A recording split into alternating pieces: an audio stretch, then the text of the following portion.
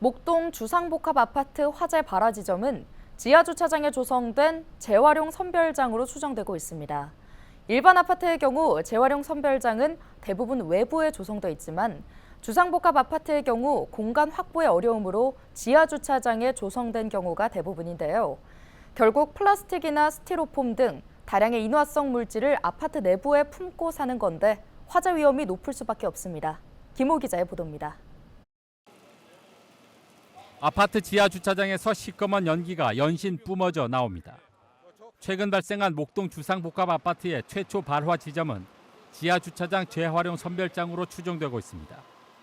재활용 센터로 가져가기 위해 모아둔 스티로폼에서 불이 붙은 것으로 전해지고 있습니다. 최초 발견되신 분도 얘기하시기를 스티로폼에서 불씨가 보여서 진압을 하려고 했는데, 그러니까 뭐 불을 끄시려고 했는데 그게 안 돼서 순식간에 번져서 저기 했다고 얘기하시더라고요. 신고만 했다고. 일반 아파트의 경우 재활용 선별장은 대부분 외부에 조성돼 있지만 주상복합 아파트는 외부 공간 확보가 어려워 지하 주차장에 조성되는 경우가 대부분입니다. 화재가 발생한 아파트 건너편에는 같은 시행사가 지은 쌍둥이 아파트가 있습니다.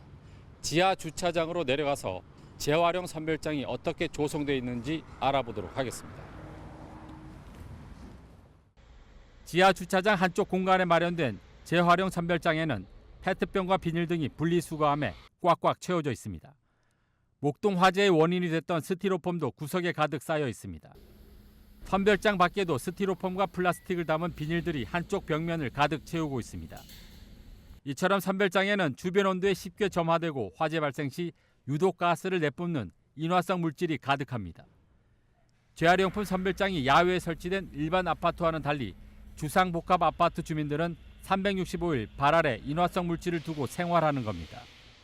특히 화재가 발생할 경우 플라스틱 등에서 나오는 유독가스로 인명 피해가 발생할 수 있고 건물 내부에서 시작되는 발화 지점으로 피해를 키울 수 있습니다.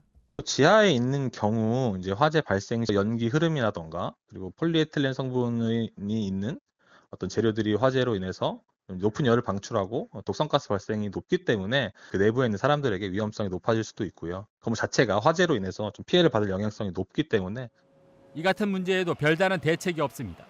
주상복합 아파트 특성상 지하 주차장 외에 재활용 선별장을 외부에 두기가 어렵기 때문입니다. 결국 주민 자체적인 화재 감시밖에는 뚜렷한 해결책이 없는 상황입니다. 전체 다 모여서 선별장을 하루에 한 번씩 문 열고 닫아서 차단하기로 지하 1층에 그 젊은 사람들이 많잖아요. 담배 피우고 그럴까 봐. 현재 양천구에는 50세대 이상 주상복합 아파트 21곳이 있습니다.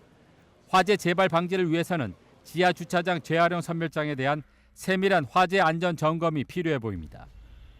헬로티비 뉴스 김호입니다.